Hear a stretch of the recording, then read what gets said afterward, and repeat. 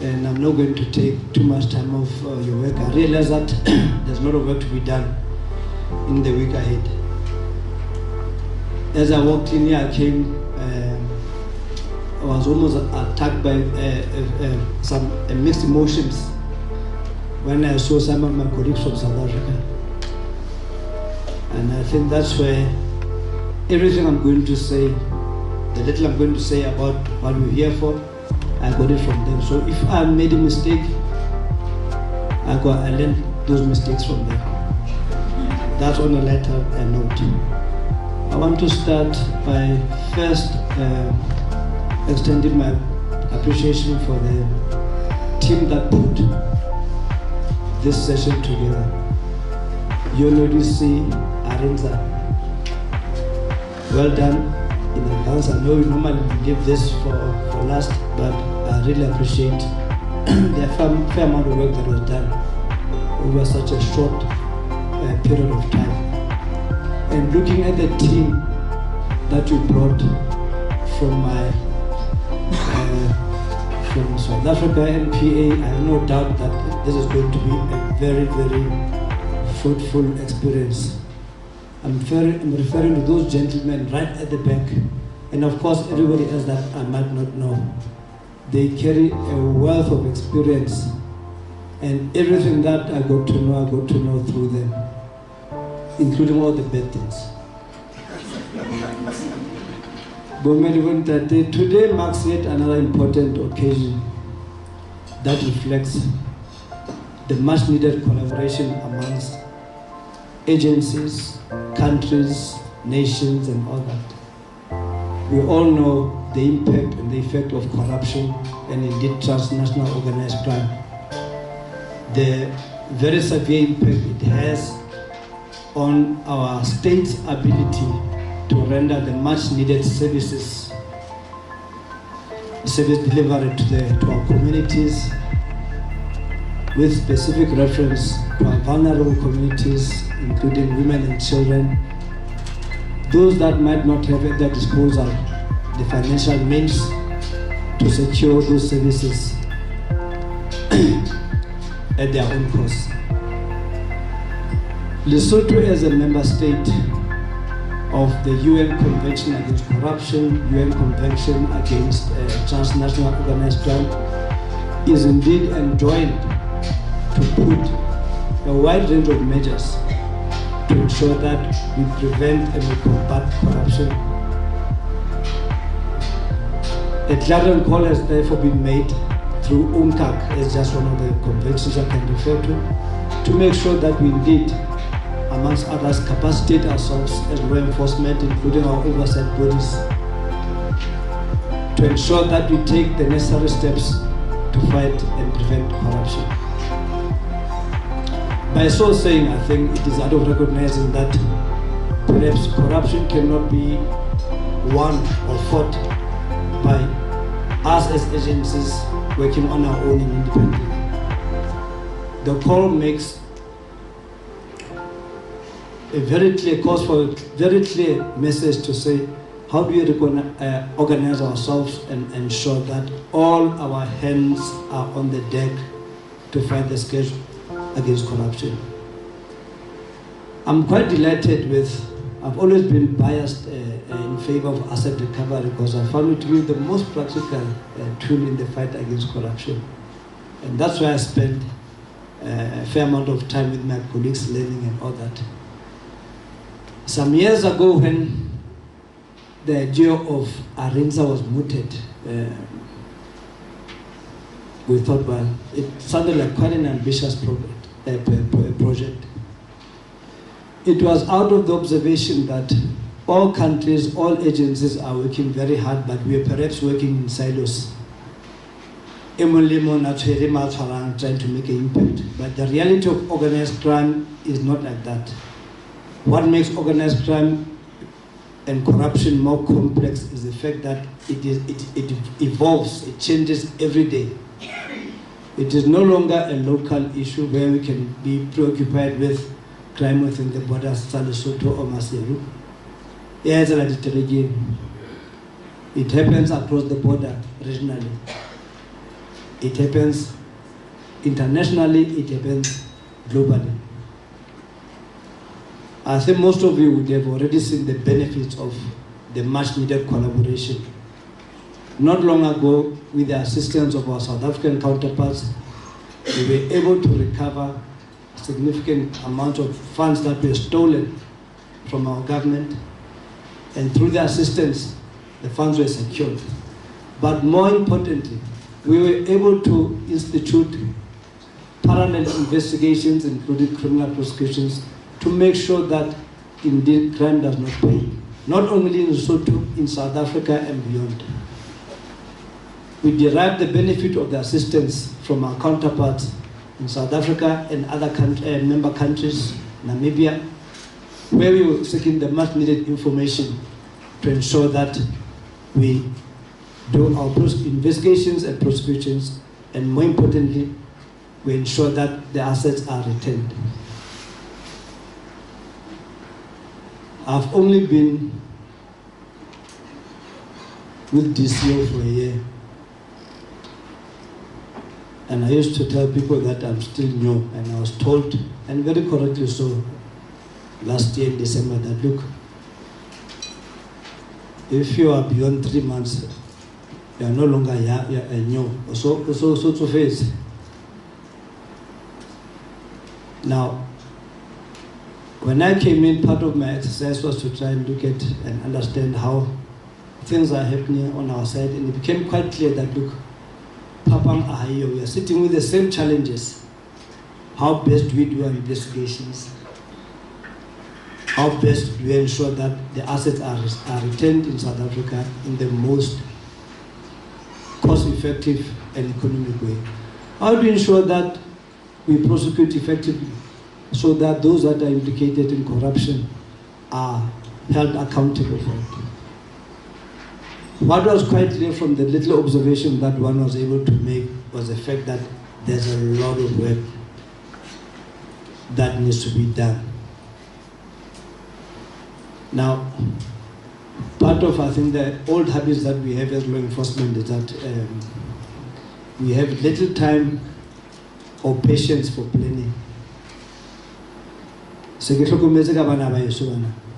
you call investigators to a meeting, you'll be asking for too much if you ask them to sit and plan for over half an hour.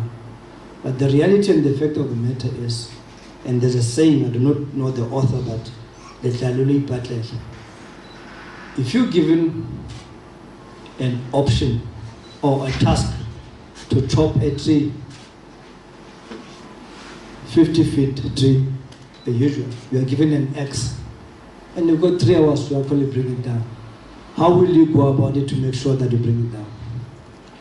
I posed that question to colleagues, and some said, well, I'll immediately lay my hands on the axe and start, chopping the tree. Baba Mbaliware will wake up at 4 in the morning, we work 24/7. But the real resolution to that was, well, and I think very few of them said that. In fact, I would say none. No one mentioned the importance of sharpening the axe before you actually go and start chopping the tree. And I think that is part, in many instances, the challenge that we face as law enforcement. The urge to go and do things.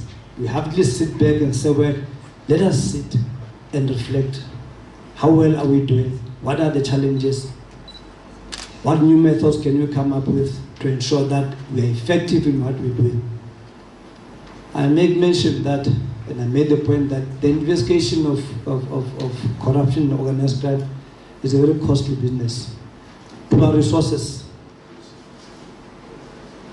You will know that a normal investigation of corruption takes you between 5 to 10 years. Resources intensive.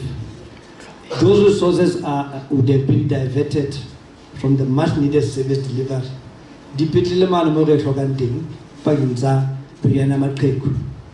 It's been allocated to law enforcement. So I'm trying to emphasize and underscore the importance of this session.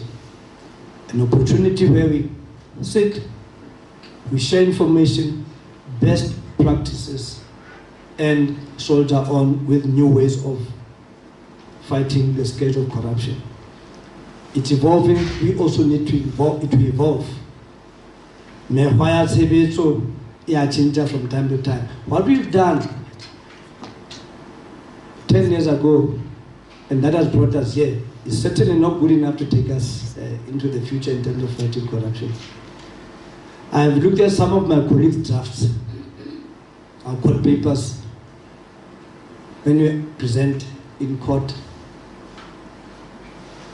The one thing that was glaring by its absence is the use of these conventions as persuasive authority. Come on, so I want to say, and thank you very much. It's a pleasure to be here with you today as we open these workshops. I wanted to say a few words about why we are gathered here today and why our partnership with Lesotho is so important to us.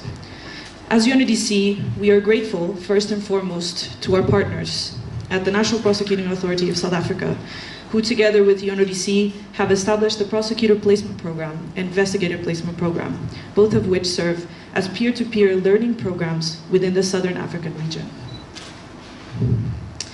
The more traditional version of these placements entails the placements of officials from South Africa, the placement of South African experts within their jurisdictions for training activities that not only provide tailored guidance, but enable larger numbers from each jurisdiction to be trained.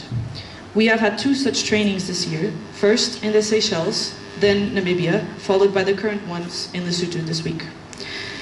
Ladies and gentlemen, these trainings are held under the auspices of and by the virtue of Lesotho's membership in the Asset Recovery Interagency Network of Southern Africa, ARINSA.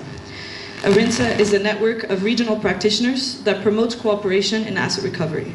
ARINSA is turning 15 years this year, and we look forward to receiving Lesotho at the annual general meeting in Victoria Falls. We are also blessed with the attendance of 6 participants from Botswana this week. We would like to also welcome them and encourage them not only to use this week for training purposes, but to establish and strengthen their international networks with colleagues from Lesotho and South Africa. These trainings were also made possible through the generous contributions made by the United States State Department. As I conclude, I would like to extend special thanks to the government of the Kingdom of Lesotho. You have been strong supporters to ARINSA for many years and also actively assisted in organizing this event. Your partnership and support to ARINSA has been greatly appreciated, and we look forward to continuing to engage with you on asset recovery issues. We, as the group of South Africans here, we would like to say that we are grateful for the invitation that you have extended on us. We are also grateful for the opportunity that you've given us so that we become part of this seminar. This is a very important occasion for us, where we, as the community of the Southern African countries, we gather together and we exchange ideas on how to tackle organized crime, money laundering, and other criminal activities. We are grateful that some of the officials who have come here have taken their time to come and be with us. And let me say that we don't take that lightly. We know that they had other commitments that they wanted to attend to, but they saw it fit to come and be part of this gathering. And let me say that we as South Africans, we became very excited when we saw a familiar face, Advocate Knox Molele. We were very excited to see him. We know him, he used to be our principal back then in South Africa.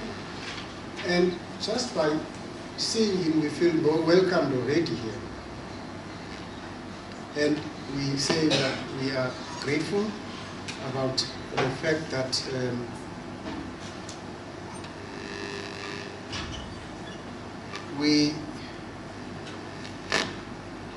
they've taken initiative to be here and make a commitment to be with us to fight crime.